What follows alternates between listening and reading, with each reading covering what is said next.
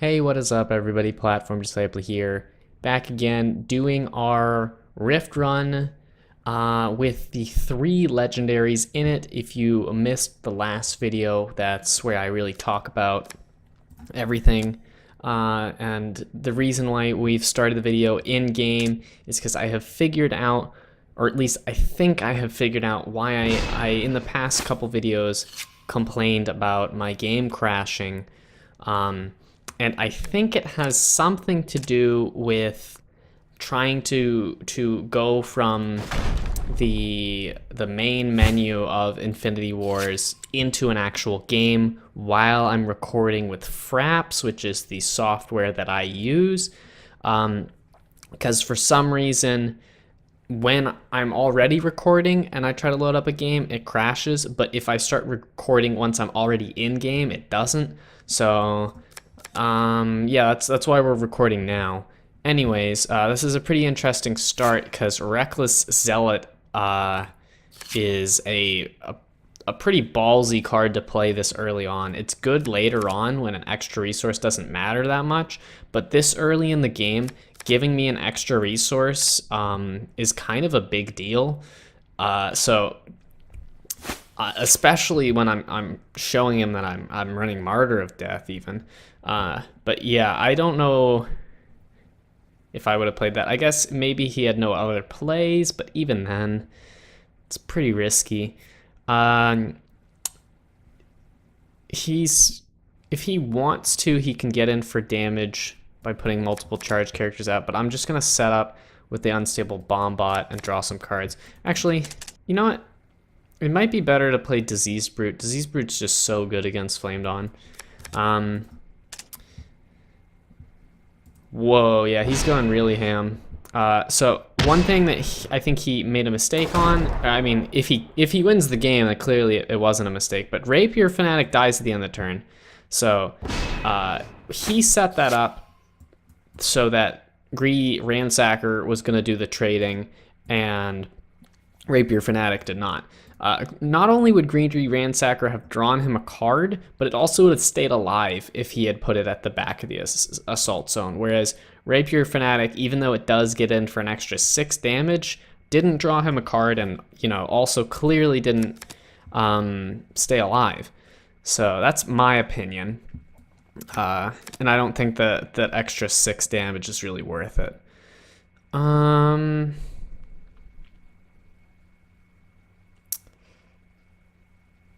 I think I'm gonna just draw, and I might put out Aether Acolyte in case he does a actually I should really put out all these guys in case he has Flag Bearer.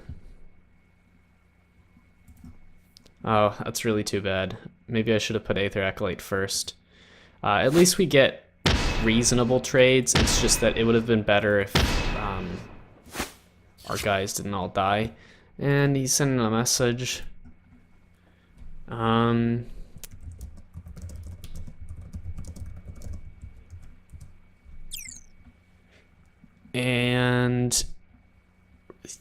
Decimator is going to be pretty bad for us.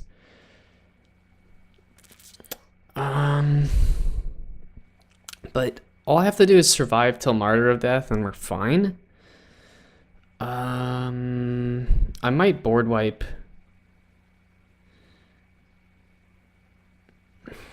Yeah, I think it's going to cost me 2 cards though to board wipe. I think I'm going to toss away the Worshipper, and we're going to toss away the Masked Initiate. That's going to do 12 damage, which will kill the Decimator if he puts that out. And the Bomb Bot is going to be able to handle stuff from the next turn. Ooh, the Moose! Ah! The Moose. Not the Moose, dude. We are gonna pay, I think. Yeah, we'll pay, and we're gonna do Mass Death.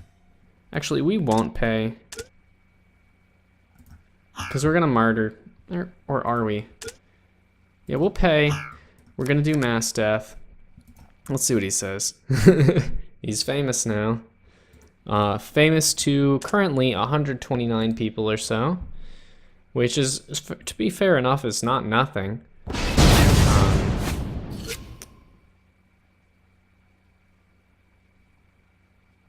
And we're gonna let the bomb bot explode, and we're gonna use this turn to draw us some cards. I think I'd rather have 3 of his cards than 2 of mine. That's all I'm just considering right now.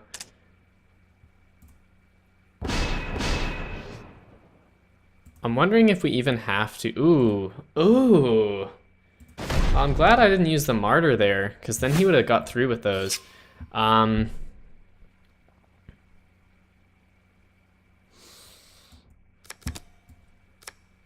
tempted to get ballsy and just use the Martyr of Death as an attacker, because Flame Dawn doesn't have any way to kill him. At least not easily. They have Monster Hunt. Monster Hunt would actually really wreck my deck. Should I play Rancid?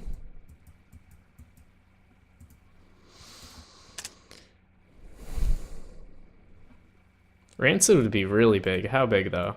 So 1, 2, 3, 4, 5. So it looks like 11 characters. So it's a 45-45. If we could kill 2 more, then it'd be a 50-50, which is a 2-shot. And a 2-shot is a very big deal, obviously. So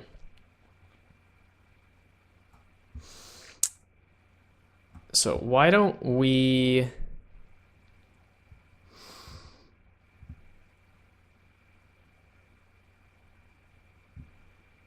Why don't we zap...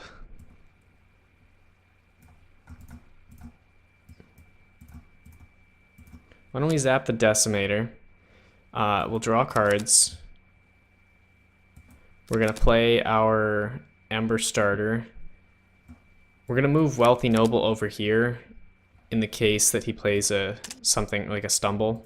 Sackless. Ooh. We could lose this one, that would suck. I think we're alright though, because if he had a Stumble, he might have played it. We're actually gonna defend with this now, because Rancid is gonna... Oh, nice! We can move Rancid straight into the assault zone. I didn't even think of that.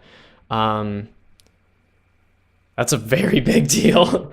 Man, Rancid with charge. Can you imagine? That would be a pretty interesting card.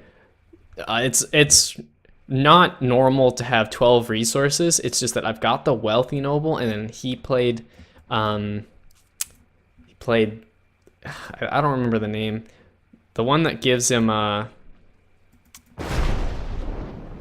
gives me an extra resource. And if he doesn't have an answer to this, he just dies.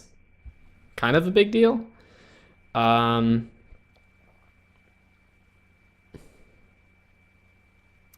We can make it more inevitable by putting Martyr of Death here as well. Martyr of Death will kill him in 2 hits. Rancid obviously kills him in 1. And we'll pump our... Ugh. I'm worried about him sneaking in. We're gonna pump the Wealthy Noble. It feels bad, but I mean, like, that's the only way he wins is by sneaking in extra damage. And like, let's say he had 2 Stumble effects. He would use them on these 2 characters. And Wealthy Noble is only gonna block up to 1 character. And it might block 2 if we give it the support drone effect. I think actually if I want to err on the side of caution, I should really have Martyr of Death over here. Because I think worst case scenario, he plays Exhaust. Which really only slows us down for a little while. So yeah, looks like... how many Stumble effects does he have though? ashes to ashes. So we'll kill... We're gonna kill the Harbinger of Light, actually, on the basis that if he has a second Sackless, I don't ever want him to play it. I'm gonna draw a card. Martyr Golem. I don't think we need Martyr Golem to protect our characters at the moment, though. And we have the opportunity to shuffle something away. I think getting rid of Hubris to the Strong makes sense. We got a piece of garbage. This is Struggle for Power is my punishment for picking a card just because it was golden. Like, I don't remember what the other 3 options were, but they were definitely not, like, garbage. It's just that, like, I saw the golden Struggle for Power and I was like, oh yes, I need that golden card. Whoa. Oh man, he almost got us. If we hadn't been playing as carefully as I did, he could have. That was a lot of damage that came out of nowhere. Like, if I had moved things into the assault zone. And I think that was fairly short, so we're gonna try to do one more. All right, we are in game 2 of our games today, and let's see what we're gonna be doing. So he's got a fairly good command zone. Taiga is really, really strong. We do have an answer in the form of Blood Arrow, which is nice. I think I'm gonna buff the Splitter Light. Our plan is to sacrifice Support Drone when we play Blood Arrow. And Splitter Light is gonna be, I think, potentially just a good way to pressure early on, because his deck looks like he's not gonna be doing anything very early. Notably, he's got very high stats in the command zone. Okay, we got a nice target for our anti-air missile, which I wasn't expecting. Ordinarily, I might want to hold on to that, the anti-air missile. And I think I also would rather just get more characters on the board right now. If I want to be aggressive, I'd play the Magic Siphoner, but I think I'd rather just have more reliable stats with Beast of Burden, so we're going to do that.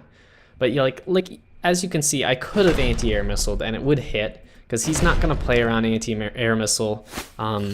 But I think part of the reason he's not going to play around anti-air missile is because it's not worth it. Like, me playing a 2-cost card to kill his 2-cost card, especially given how low threat his 2-cost card is, just doesn't seem like it's the right move. We're going to pull back this turn because he's probably going to defend or play Taiga and defend, depending on what's in his hand. I think instead we're going to draw some cards, and next turn we can use Martyr Golem to get some really powerful trades for us. And like I said, he played Taiga and defended. I think we're gonna do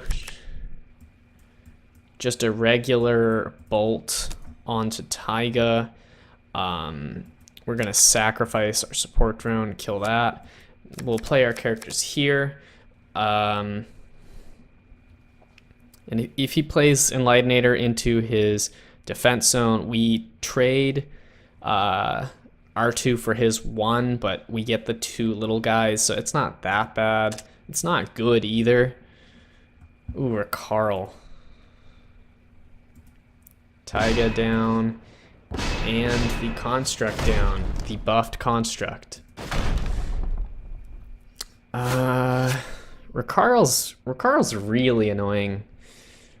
And we don't have any way to deal with them at the moment. I mean, we can do like an Overcharge Storm and just try to blow up everything, but I don't think it's gonna happen. He probably will play Pit Brawler this turn. It's just a really good card to play because of its stats, and it basically automatically kills almost anything. We don't really have that many great plays in our hand, to be honest. We could just Martyr Golem, put our splitter over here, and then buff it. And then it'll put a chip into Recarl or Pit Brawler, hopefully.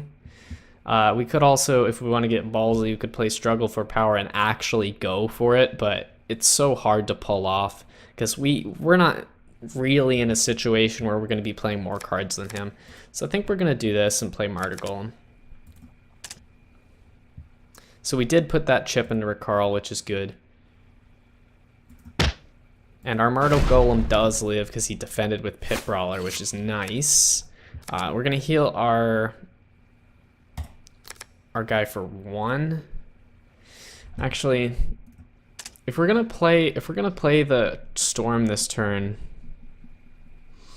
if we want to play the Storm this turn, then the Martyr Golem's gonna die because this is gonna be locked into the battlefield. And we want to overcharge the Storms, so we'll do this. So it's gonna do 8 damage to everything.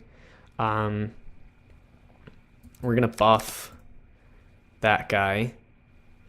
The reason why I'm not healing Martyr Golem, in case that wasn't clear, is because Martyr Golem would be at 8.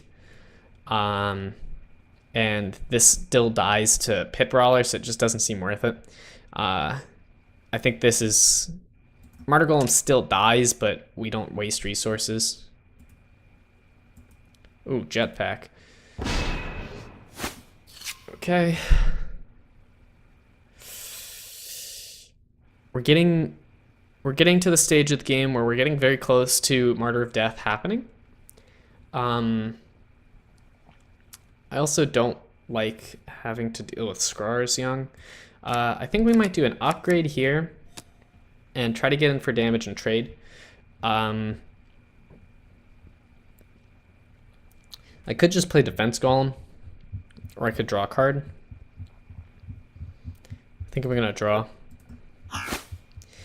Not the draw I wanted, but, you know. So, trouble is if he goes on the offensive right now, it's going to hurt real bad, because he's going to hit for 16 with Scars Young, provided that he enrages it, plus an additional 10. He could even play the Enlightenator as well, so he could be hitting for 36 if he goes full out offensive, and that's really bad for us. And he might consider doing it as a way to force us to use our Martyr of Death. So he didn't quite do it. He's still hitting for a lot. He didn't hit for the full 36. Oh, we have no answer to Scars Young. Oh, that's bad. We can do this, but it means if he organizes this differently, we lose all our guys and still take the damage. So we're going to put our support drone in front. So if Enlightenator's in front, it hits it, and then these kill Skrar. And if Skrar's in front, the result's going to be the same. And I think we are going to use Martyr of Death. He doesn't have that many characters in play. I don't know.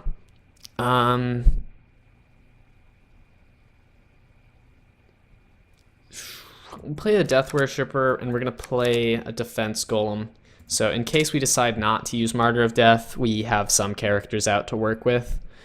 And if we do use Martyr of Death, we don't really lose much because these characters don't really pressure the board very much.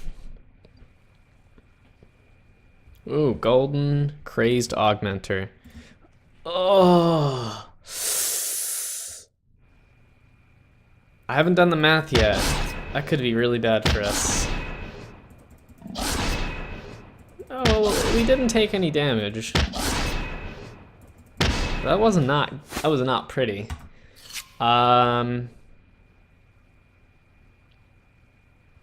We have a clean Martyr of Death this turn, followed up by Disease Brute, which is pretty good. I think we're just gonna do it. Just in case we're gonna defend. Because he could have Controlled Temporal Anomaly, which is a preemptive effect. So he's definitely playing smart. He knows that I'm not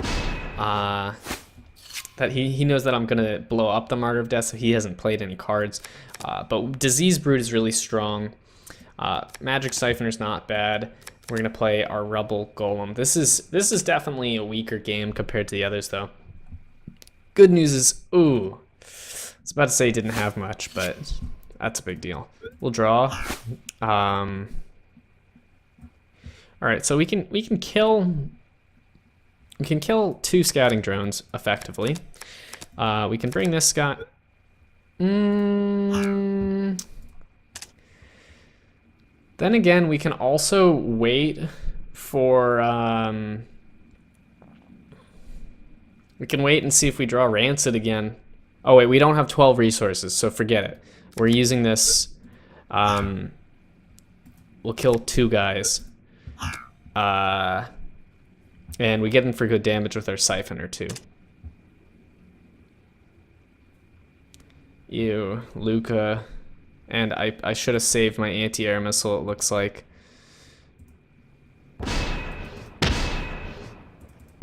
Oh, survives with 1 health. Okay, research.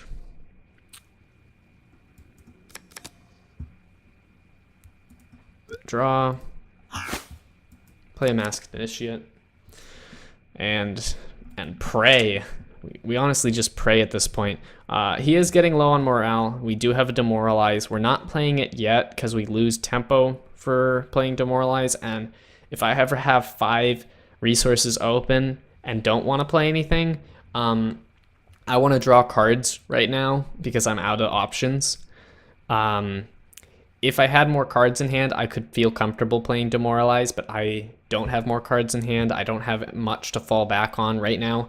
The Death Worshipper does nothing for us, and Research will hopefully get us something good.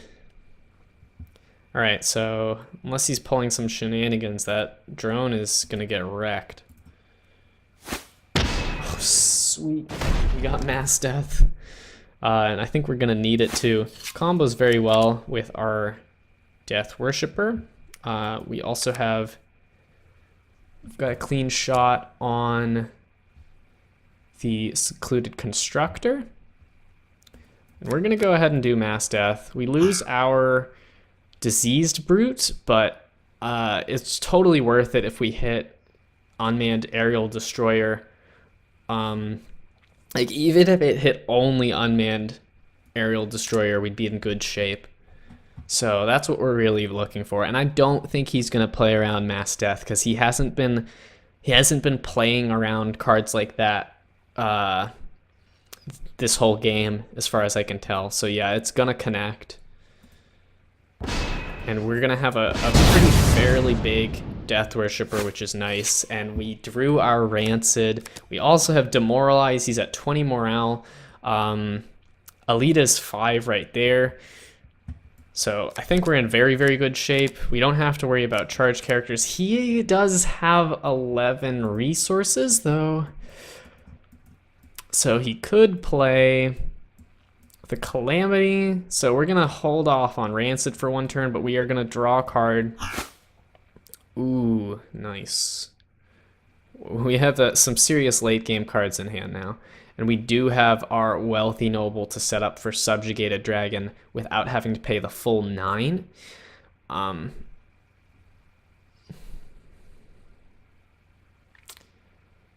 think I'm just going to Demoralize this turn, though, in case he plays the Calamity. I'd rather just do something that doesn't give his Calamity more value.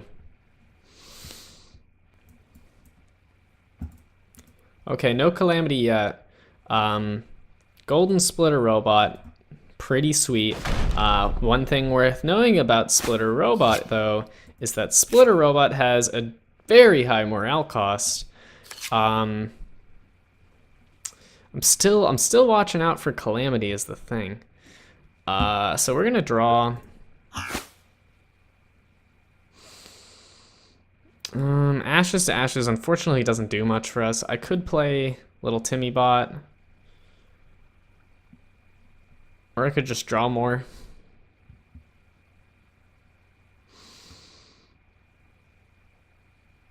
Yeah, I think I'm just gonna draw more. Because, like, even if he defends this turn, it puts him so close to dying that really the only thing I care about is does he have the Calamity or not. So, like, right now, ooh. Ouch.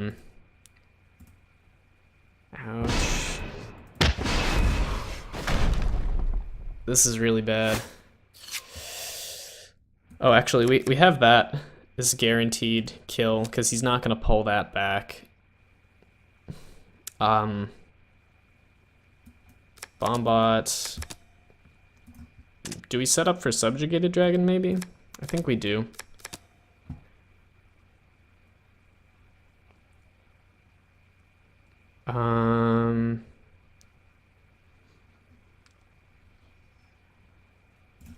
Okay.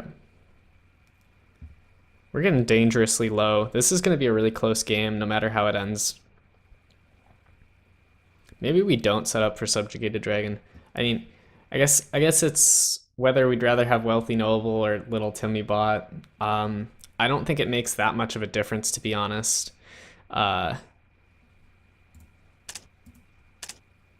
I think we're gonna play Little Timmy Bot actually, because I don't see Rancid being worse than the Subjugated Dragon. Worst case scenario this turn, he plays Controlled Temporal Anomaly on our Rubble guy. Well, that's pretty bad too. Well, I'm glad I didn't...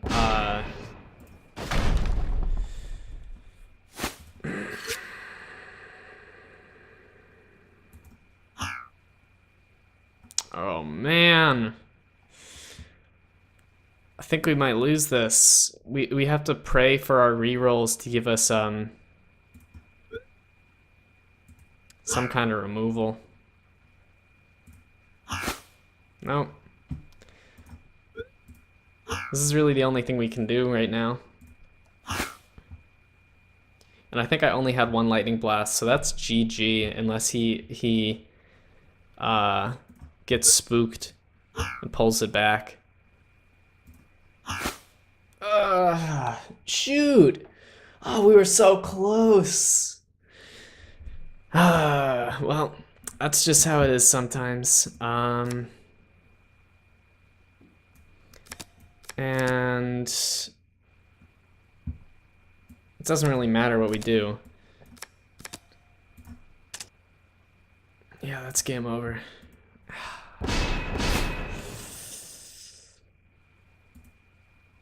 GG. Oh, that was such a close one. I don't mind losing that much ordinarily, but it was just so close. It makes me wonder, like, when I'm watching over this, because obviously it's recorded, am I gonna see that I have misplayed and could have got that extra 4 or 5 morale in somewhere? I don't know, but those were good games. No matter how you look at it, whether I win or lose, they were good games. And until next time, everyone, peace out.